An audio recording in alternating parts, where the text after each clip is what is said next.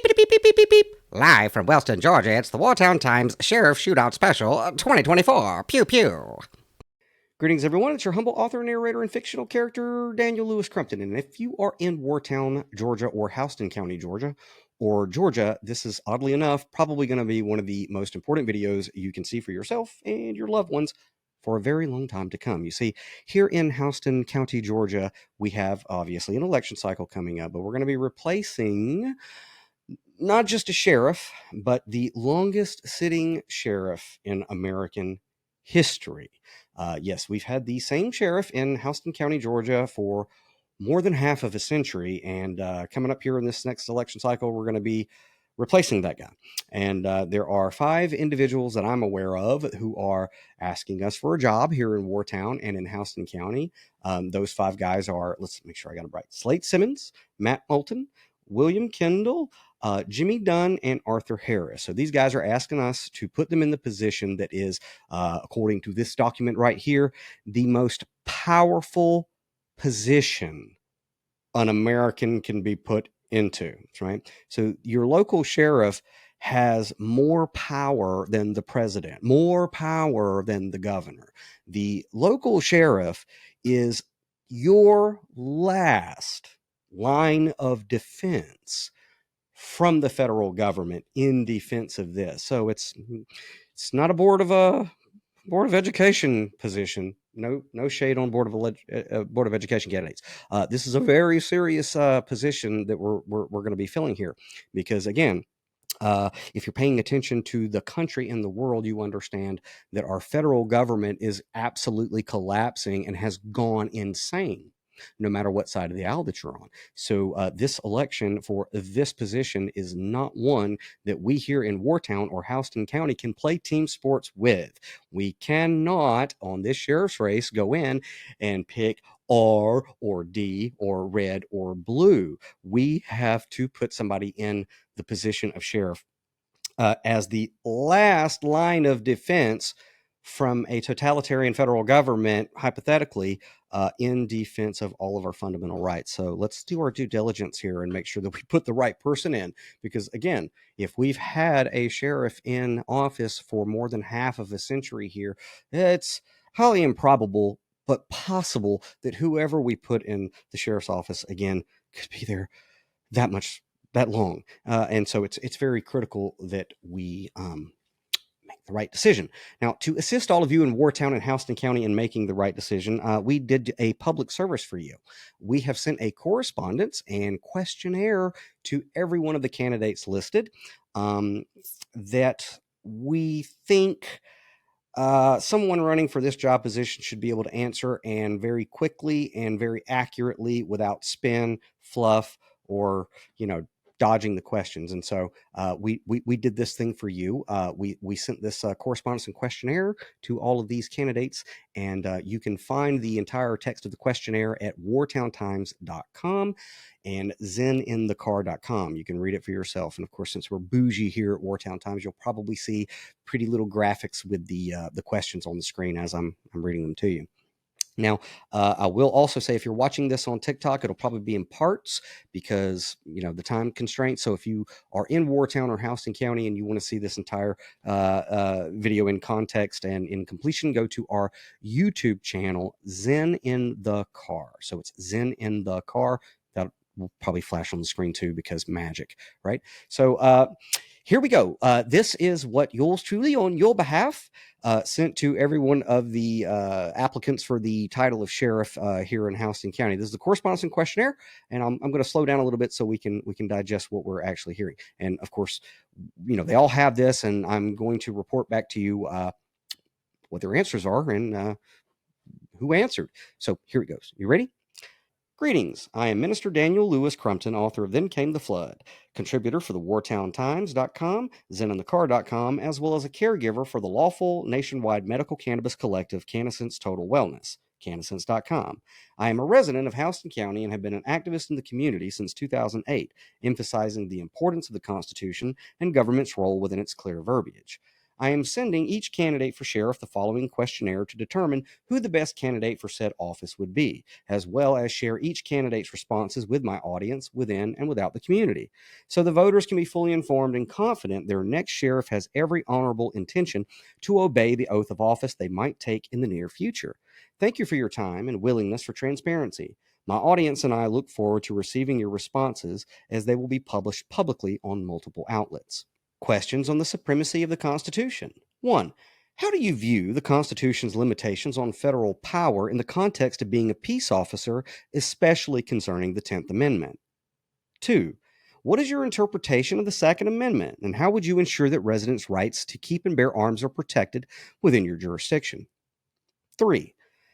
How would you guarantee that your department respects individuals' Fourth Amendment rights, particularly concerning searches and seizures? 4. Given the advancements in technology, how would you safeguard residents' privacy rights as outlined in the Constitution, particularly against unwarranted surveillance or data collection? 5. How do you plan to uphold the principles of due process and fair trials as outlined in the Fifth and Sixth Amendments within your peace officer practices? 6. What measures would you take to ensure that freedom of speech, assembly, and the right to protest are upheld and protected in your jurisdiction in line with the First Amendment? 7.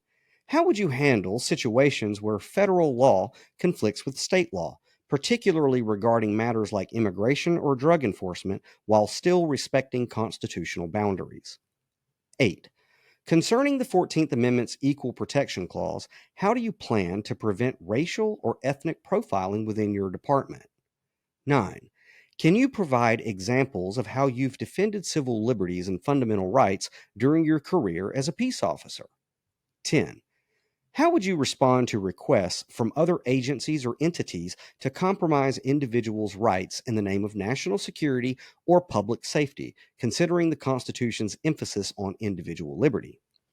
Questions on privatization of policing. 1. How do you plan to phase out the involvement of private companies in providing peacekeeping services within your jurisdiction? 2.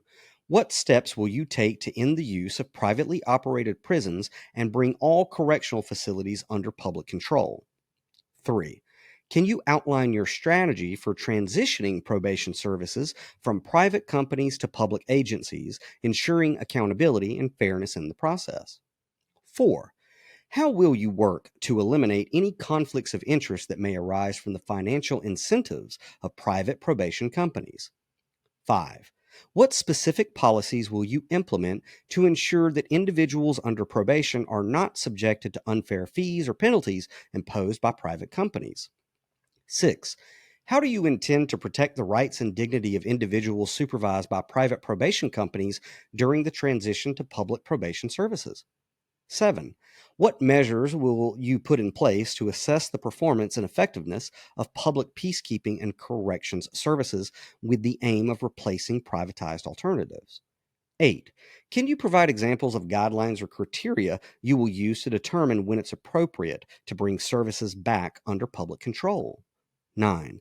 How will you address concerns about the costs and accountability associated with privatized peacekeeping prisons and probation and ensure that public alternatives are more efficient and transparent? 10. Are there specific functions or aspects of peacekeeping and corrections that you believe should never be privatized? If so, how will you ensure they remain under public control? Questions on the rights of medical cannabis patients. 1. How do you plan to protect the rights of medical cannabis patients in your jurisdiction, ensuring they have safe and legal access to their medication? 2. What steps will you take to ensure that medical cannabis patients are not discriminated against in employment, housing, or other areas due to their lawful use of cannabis for medical purposes? 3. Can you outline your approach to educating peace officers and other officials about the rights of medical cannabis patients and the laws governing their use of cannabis? 4. How will you address any barriers or challenges faced by medical cannabis patients in obtaining their medications, such as limited access to dispensaries or high costs? 5. What measures will you implement to prevent the harassment or profiling of medical cannabis patients by peace officers or other authorities? 6.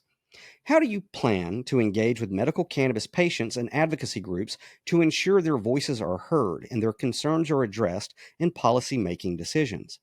7. Can you provide examples of policies or initiatives you will support to expand the availability of medical cannabis and improve patient access to different forms and strains of cannabis? 8. What steps will you take to protect medical cannabis patients' privacy and confidentiality, particularly in situations where their status as patients may be disclosed? 9. How will you ensure that medical cannabis patients have access to alternative forms of medication and treatment if they choose to use cannabis as a part of their healthcare regimen? 10. Are there specific measures or protections you believe are necessary to safeguard the rights of medical cannabis patients? And if so, how will you prioritize their implementation in your jurisdiction?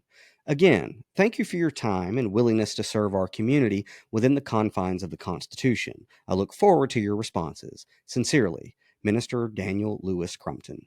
So there you have it. There's the correspondent and the little quiz that on your behalf, yours truly and the team at Wartown Times sent to every candidate running for sheriff.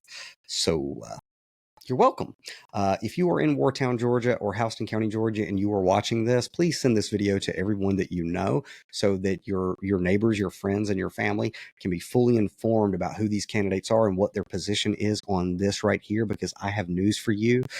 If you're paying attention to American politics or news or global politics or news, you know that this is about to become more relevant to a lot of you than it has ever been before. Listen, Generation X, Y, Z, and Millennials, I am telling you that the election for sheriff here in Houston County is not the one that you sit at home on.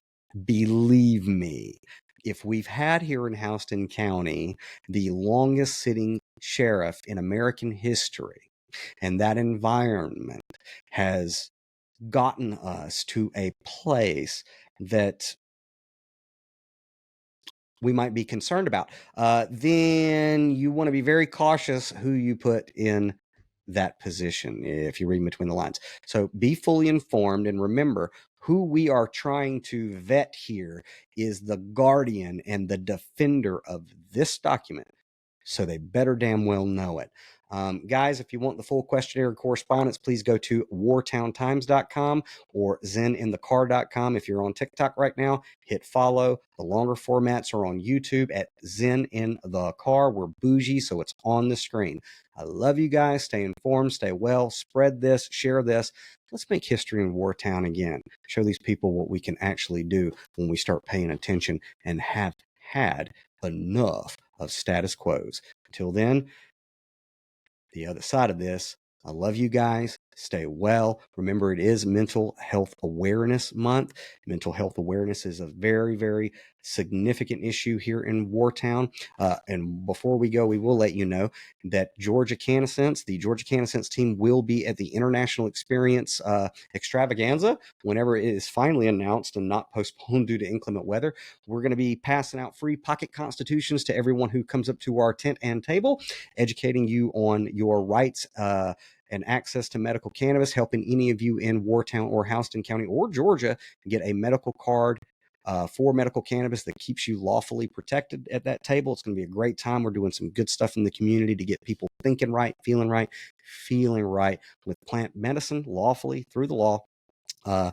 And because of the magic of this document right here, that is no small thing. So I love you guys. Until then, until next time, stay well.